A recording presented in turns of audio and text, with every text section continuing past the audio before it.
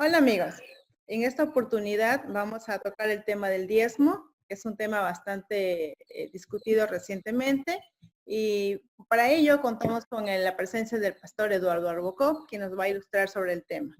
Bienvenido, pastor Eduardo. Gracias, Gabriela. Una alegría nuevamente estar en este pequeño programa que estamos tratando de fomentar con diferentes temáticas, ¿verdad? La vez pasada con el tema del machismo, que nos alegra bastante, haya tenido bastante interés positivo y negativo. Es parte de la vida. Al final estamos haciendo, la idea es crear programas que nos ayuden a tratar temas que forman parte del ministerio de las iglesias y algunas estarán pues a favor, otras en contra, pero es parte de la vida. Hoy día vamos a trabajar el tema del diezmo porque hay una corriente a nivel de algunas iglesias o en todo caso personas que están en contra del diezmo porque aseguran de que en el Nuevo Testamento no se trabajó sobre el tema. En realidad, como el tiempo es corto para esta pequeña programación que tenemos, no vamos a hacer un análisis del texto bíblico, no vamos a introducirnos mucho en el tema, sino solamente vamos a hacer comentarios generales.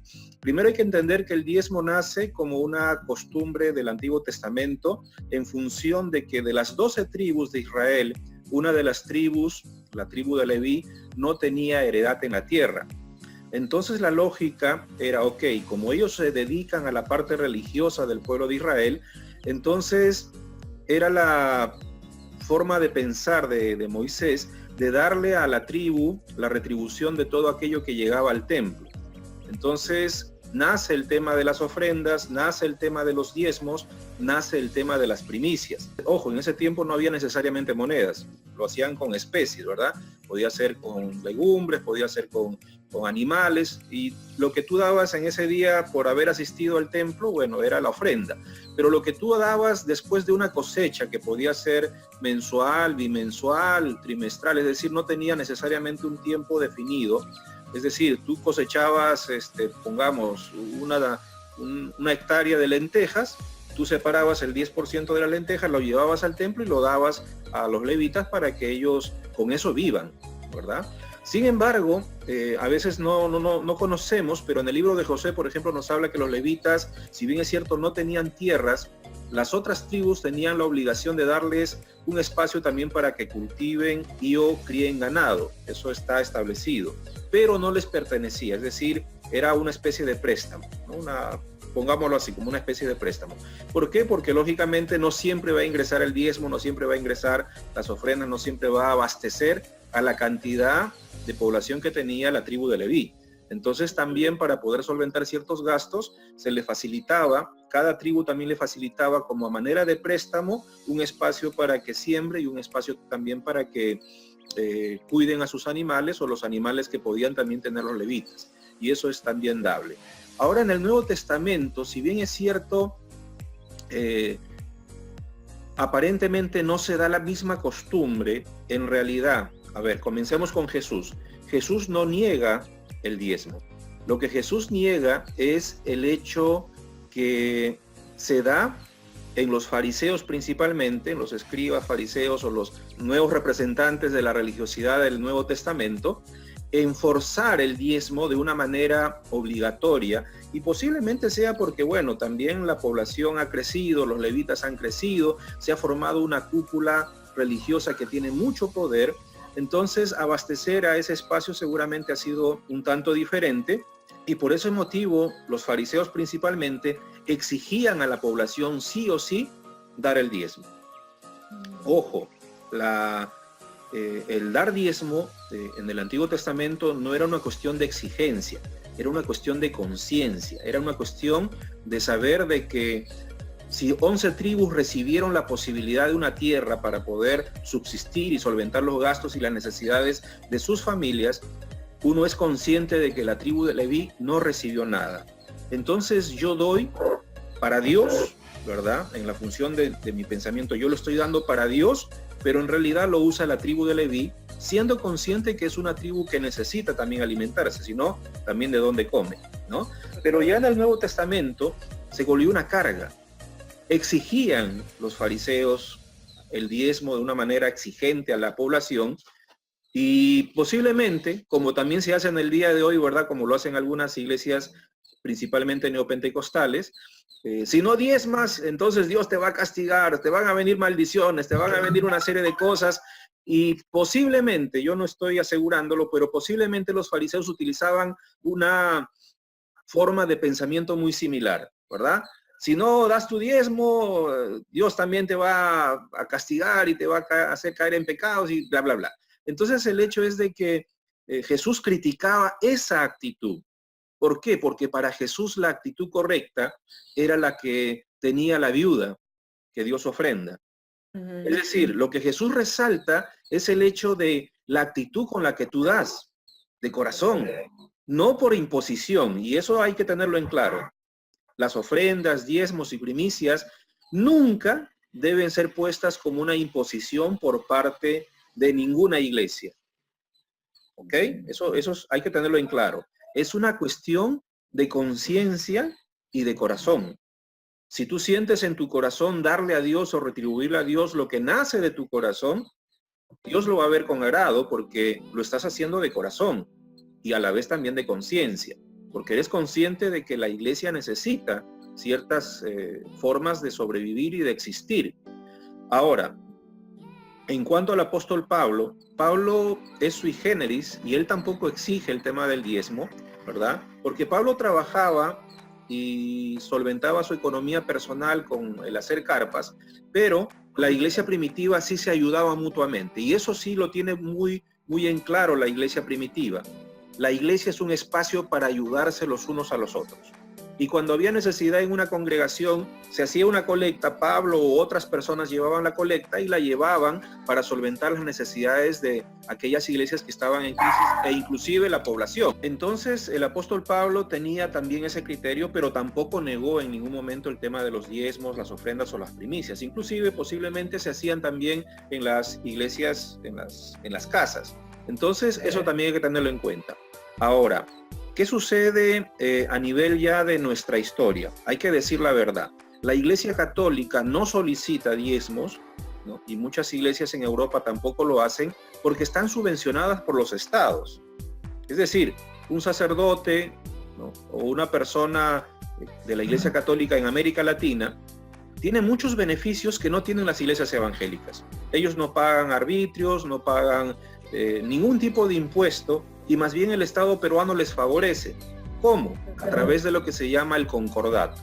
Todos los países en América Latina han firmado el famoso concordato que le da una serie de privilegios a la Iglesia Católica, lógicamente, que le permite no tener las necesidades de solventar los gastos que tiene. Entonces, ellos con las pocas ofrendas que reciben, bueno, en realidad no son pocas porque inclusive casarse en una iglesia católica cuesta, bautizarse cuesta, todo lo cobran, ¿no? Entonces, bueno, eso les sirve para solventar, digamos, gastos en general, y las misiones de la Iglesia Católica también tienen presupuestos de manera independiente. Entonces, si tú eres parte de una misión jesuita, franciscano, etcétera, etcétera, también la propia misión solventa los gastos de los sacerdotes o las monjas de esa misión. Entonces hay todo un elemento que la Iglesia Católica tiene a su favor, y por ese motivo es que no solicitan diezmos.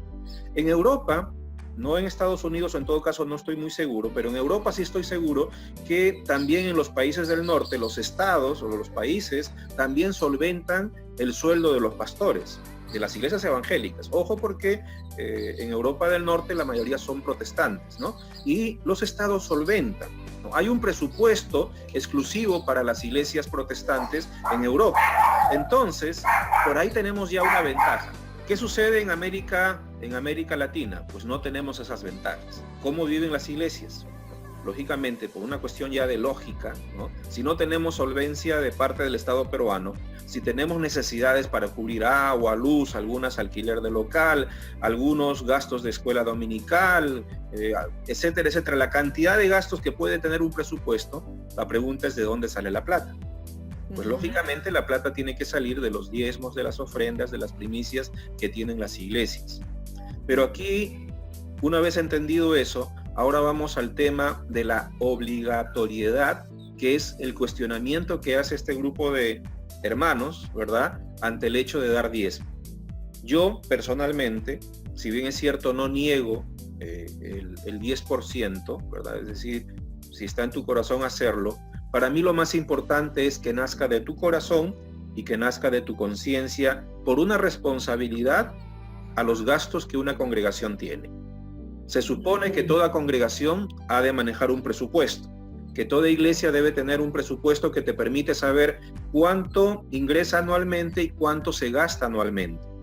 Se supone también que las iglesias que son serias en cuanto a su economía presentan a la iglesia por lo menos una vez al año un informe de todos los gastos que realiza la congregación, y de esa manera la congregación sabe qué cosas está necesitando la iglesia y qué cosas no está necesitando.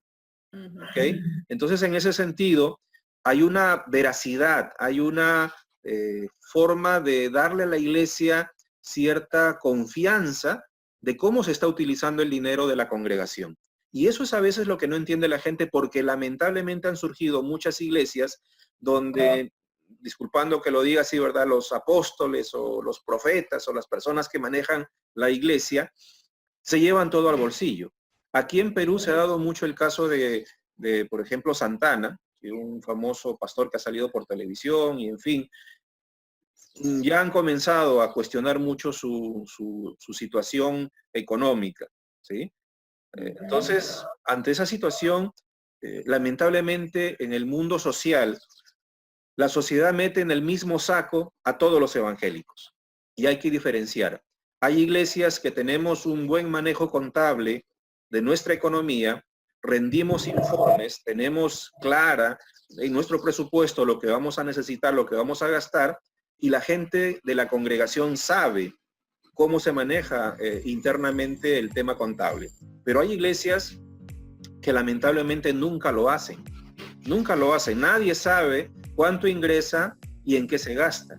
Y es ahí donde encontramos los problemas en las congregaciones, y es ahí donde nacen las murmuraciones, y es ahí donde nacen todas las dificultades que se manifiestan en diferentes espacios y que provocan lógicamente una reacción de parte de aquellas personas que cuestionan el tema de diezmos, el tema de ofrendas, el tema de primicias. Y es ahí donde vamos encontrando esos problemas, ¿no? Yo, por ejemplo, había leído en la Biblia que la primera persona, digamos que como se originó el diezmo, fue con Abraham, aunque no fue un mandamiento, fue una ofrenda de corazón que él hizo 100% de sus cosechas y esto para creo que fue a Melquisedec como agradecimiento a Dios. Bueno, fue la primera vez que se ve esta imagen. Ya luego viene ya Moisés con todos los mandamientos, leyes, y bueno, ya con Jesús pues ya lo da así como lo hace de corazón, ¿no? Como se está explicándolo. Ahora, lo que tal vez puede ser interesante, solo recordar brevemente la diferencia entre el diezmo, ofrenda y primicia, porque a veces personas están confundidos. Ok. La ofrenda es lo que tú das de manera voluntaria también el día que vas a un culto, a un espacio litúrgico, y se recoge de manera libre, ¿verdad? Tú metes tu mano al bolsillo y lo que tú sientes en tu corazón lo das. Eso es la ofrenda. El diezmo es la conciencia de lo que tú percibes, en el caso nuestro, porque ya nosotros no somos ni agricultores ni ganaderos, ¿verdad?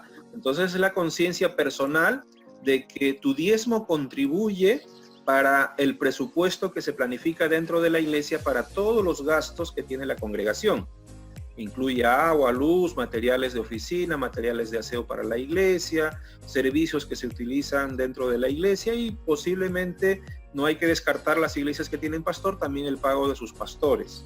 Entonces, los diezmos significa un ingreso constante en la iglesia, a diferencia de las ofrendas que son inconstantes. Tú puedes dar 10 céntimos o puedes dar un sol, pero no se sabe mensualmente cuánto va a ingresar en cuanto a ofrendas. Pero en cuanto a diezmos, el objetivo en todo caso es que las personas que dan su diezmo sean conscientes que si nace de corazón y nace de conciencia, den un monto fijo para que la iglesia pueda hacer un presupuesto. ¿Ok? Entonces, al hacer un presupuesto con un monto fijo, yo puedo decir, ok, no puedo gastarme más de este monto. Tengo que saber limitarme en cuanto a hacer mi presupuesto, ¿no? Entonces, en ese sentido, el diezmo cumple un papel fundamental. Y las primicias era la costumbre que no es de manera regular, pero es básicamente cuando tú tienes, digamos, una cosecha sobreabundante de algo, ¿no? O algo muy especial que tú has realizado en cuanto a ganadería, en la visión del Antiguo Testamento, en cuanto a siembra. Entonces nace una sobreabundancia de algo, entonces tú dices, yo quiero darle una primicia a Dios en agradecimiento por esa sobreabundancia. Y en el día de hoy se utiliza en algunas iglesias como una especie de también diezmo, pero de lo que nace de tu corazón. Por ejemplo, he visto iglesias que solicitan primicias una vez cada 6 meses y se hace a veces en cosas materiales, ¿no? Tú llevas arroz, un saco de arroz, un saco de papas. Una vez una hermanita me llevó un pato a la iglesia, una iglesia que pastoreaba, ¿no? Y fue una cosa chistosa y el tesorero se jalaba los pelos y decía, ¿y ahora qué hago yo con un pato? Me decía, ¿no? Y bueno, yo le digo, no te preocupes, vas a ver que dentro de un ratito lo solucionamos, ¿no? Pusimos el pato en venta y al ratito ya él tenía el dinero en cash, ¿no? Entonces, eso son las primicias, ¿no? Y se hacen para solventar gastos tal vez extras o para ayuda social. Como la mayoría de las primicias son en cosas, en bienes materiales, en productos perecibles y no perecibles, puede también utilizarse como una forma de ayudar a los hermanos en necesidad dentro de la iglesia y también es dable. Es decir, más o menos podría cumplir esa visión o esa ruta. Entonces, son las formas de ingreso de las iglesias. Ahora, podemos entrar a otra temática. Por ejemplo, hay iglesias como la tuya, ¿verdad? La iglesia metodista, que vive en un gran porcentaje con presupuestos que se manda del exterior. Uh-huh. Y yo sé que, si bien es cierto, está estipulado en la iglesia metodista, acá en el Perú por lo menos, el dar diezmos, no es una obligación. Es decir, no es una obligación que tú lo hagas. Eso también nace del corazón y de la voluntad de la persona, pero casi nadie lo hace. Sin embargo, conozco la realidad de otras iglesias históricas en América Latina que sus presupuestos, ya que han dependido siempre de las iglesias del exterior, sus presupuestos han caído a un 20%, 15%. Entonces los pastores que dependían del envío de presupuestos del exterior se ven ahora en la obligación de decir, bueno, ¿y ahora qué hago? ¿No? Yo te digo con sinceridad, yo he visto pastores, amigos míos de iglesias, para no sentirlos un poco resentidos conmigo, no voy a decir el nombre, pero los he visto vendiendo agua, ¿no? Chicha morada en la calle. Y wow, cuando yo miré a un pastor amigo mío vendiendo chicha morada en la calle, yo dije, wow, esta cosa está fea. O sea, para mí la iglesia tiene que ser responsable de ayudar a sus ministros, hombres o mujeres, pastores, pastoras, ¿verdad? Dependiendo la denominación, en ayudarles a solventar los gastos y necesidades de sus hogares, porque es una cosa de conciencia. El pastor da a la iglesia su vida, ¿no? Trabaja, se prepara, los mensajes no nacen del aire.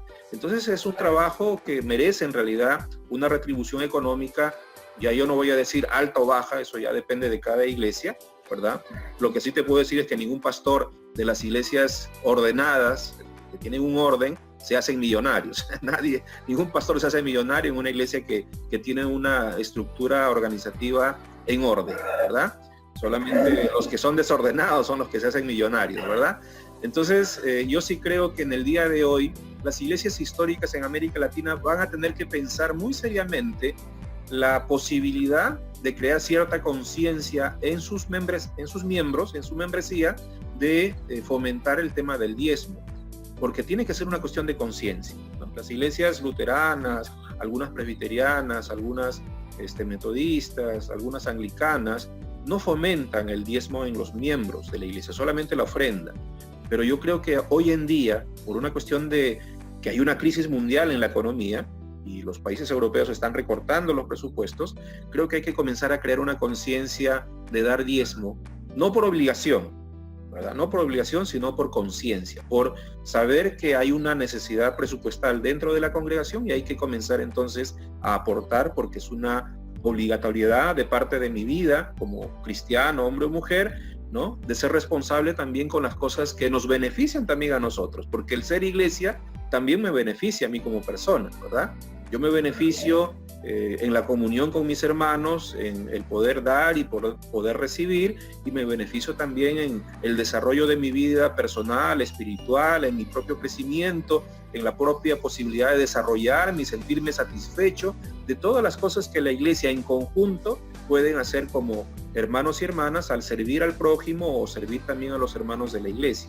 Y creo que eso también tenemos que tomarlo en consideración. Por ejemplo, correcto, es verdad. Mi padre es pastor y también yo tengo como que la experiencia en este sentido, que el pastor siempre se dedica, como dice usted, de tiempo completo a la iglesia para prepararse, y no solamente es un domingo y ya, es como casi toda la semana, porque tienes días de oración, días de estudios bíblicos, actividades, actividades sociales, el servicio, la dominical, son muchas cosas, ¿sí? Entonces, generalmente el pastor está dependiendo de tener un ingreso para al menos para transporte y poder ayudar a los materiales de oficina que se requieren para los boletines, boletines. En fin, son muchas cosas. Entonces yo creo que más que una obligación de la membresía, sobre todo membresía tal vez, pero como membresía tal vez es más como una responsabilidad, ¿no? Nace de tu corazón, nace de tu conciencia, sabes que es importante, entonces me hago responsable de diezmar cada mes cierta cantidad que la iglesia puede tomar en cuenta, a menos que pierda un trabajo o eso, entonces bueno, se avisa para que ellos también estén informados y se ajuste el presupuesto, digamos, ¿no?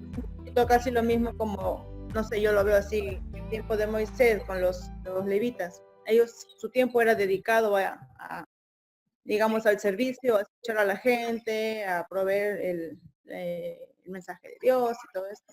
Entonces, de alguna forma, si ellos no podían hacer un trabajo secular, necesitaban vivir. Creo que es un poco también paralelo, una imagen similar. Entonces, queda claro que no es una obligación y no es un pecado tampoco para las personas que no pueden darlo, pero dar lo que pueden, lo que tienen como responsabilidad dentro de los diezmos, digamos. Ananías y Zafira, ¿verdad? Ellos tenían una propiedad, la venden y ocultan parte del dinero y solamente dan una parte a los apóstoles.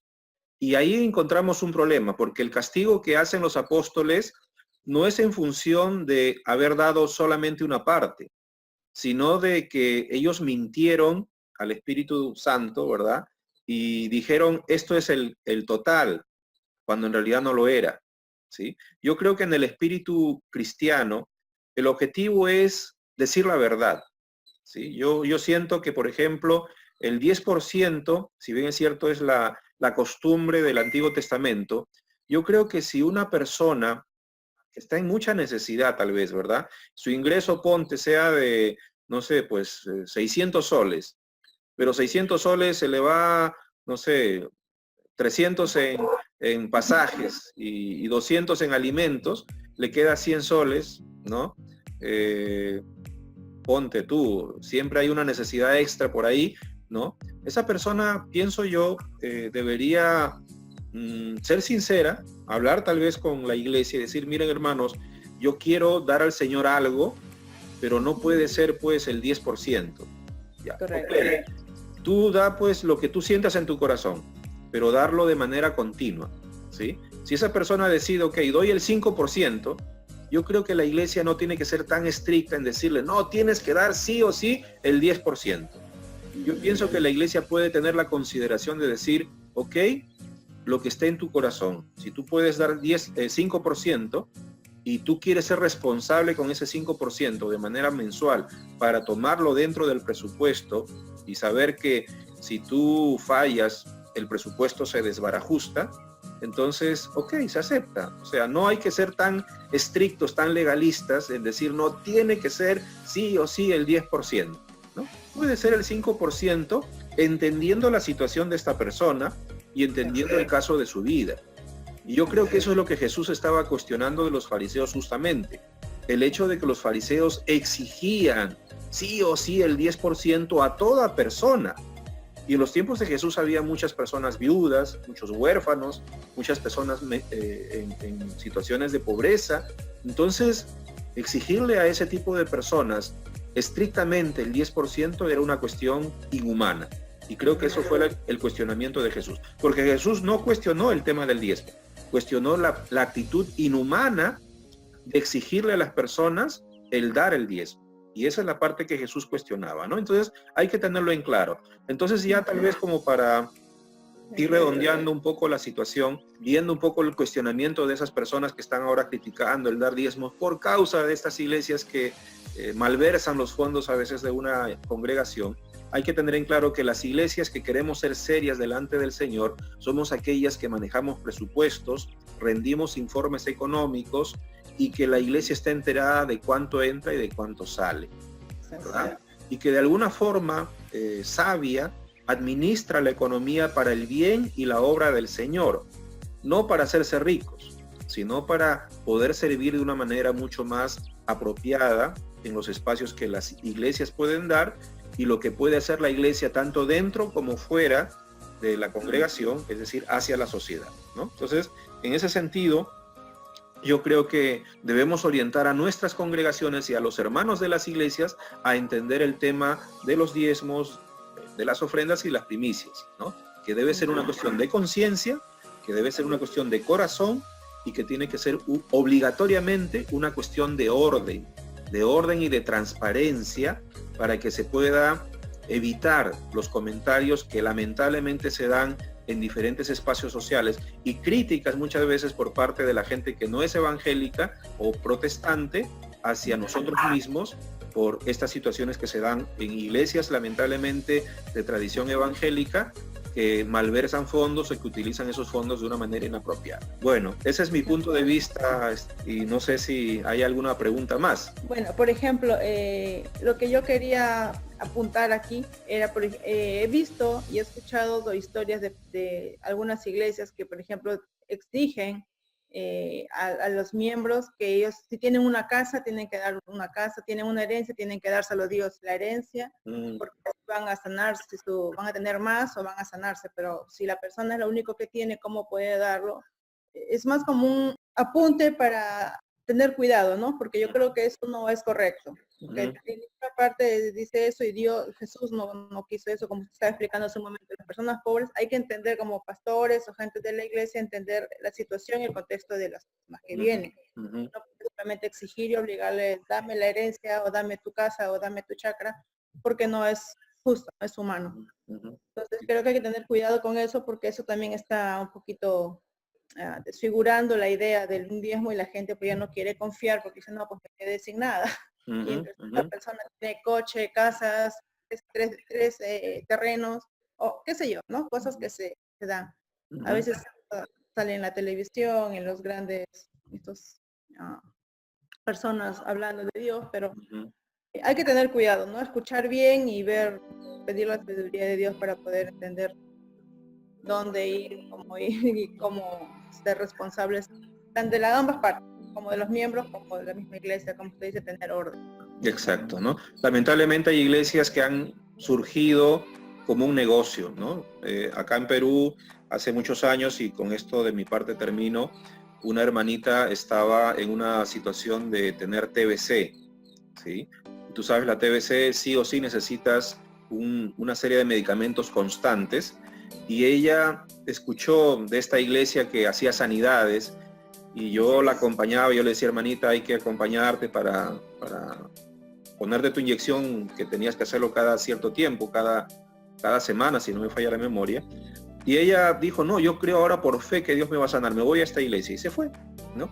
Se fue y después al mes regresa llorando porque lamentablemente no la sanaron, y su TBC aumentó a un grado más. Entonces los medicamentos que tenía que ponerse eran mucho más fuertes, se había vuelto más resistente, ¿no? La TBC.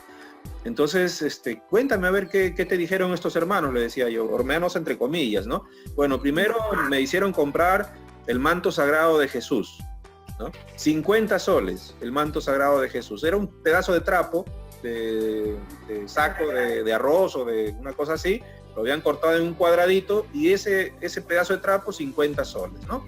Después tenía que dar para la sanidad, tenía que dar una cantidad de dinero, y en fin, al final le sacaron un montón de plata y la pobre hermana terminó peor, ¿no?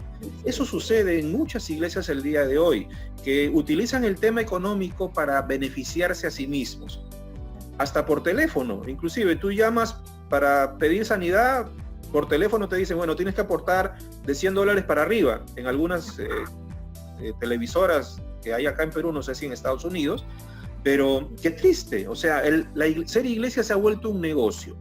Yo creo que hay que separar, hay que ayudar a la gente a entender que las iglesias no somos un negocio, ¿no? Somos un espacio de hermanos y hermanas que conviven para hacer la voluntad de Dios y servir al Señor en este mundo, transformar el mundo de pecado en el cual estamos viviendo, y que los aportes que dan los miembros sirven para todo ese propósito y la suma de todas esas cosas, pero no somos una iglesia. En todo caso, la mayoría de las iglesias no somos un espacio para enriquecerse y beneficiarse y salir adelante a costa de la necesidad de la gente. No somos eso.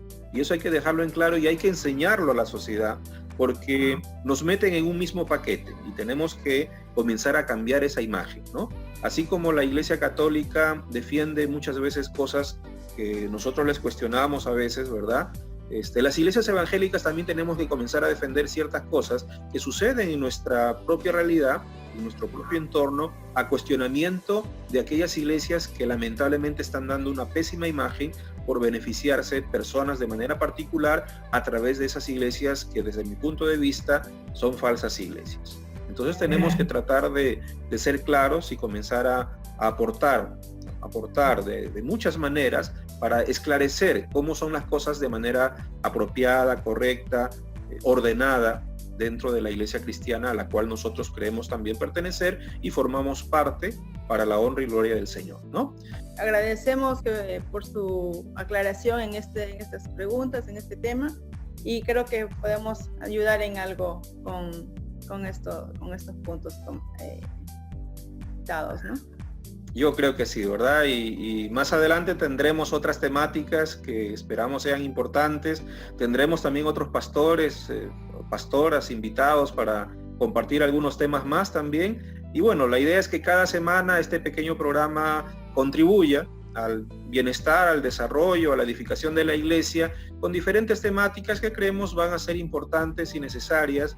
Y nos alegra bastante esta experiencia de parte de Virtual Eclesial, ¿verdad? Con el apoyo de ustedes como voluntarias y muchas personas que están añadiendo poco a poco, ¿no? Profesores, personas que conocemos, que están interesados, porque lo que estamos haciendo en realidad es un servicio a las iglesias, es un apoyo en la medida de lo posible, y creemos que es ya un tiempo, tenemos ya un año y medio casi de bendición con este ministerio que creemos está ayudando de alguna manera, ¿no? Entonces, en ese espíritu, gracias Gaby por este tiempo hermoso de entrevista, y más adelante seguramente tendremos a otras personas y otras temáticas importantes con mi persona y con otros pastores que estaremos invitando para poder dialogar también contigo en diferentes cosas que el Señor ponga en nuestro caminar. Gracias Gabriela por este tiempo. No, gracias a usted. Que les bendiga y a todos nuestros oyentes. Amén, amén. Gracias, Gaby.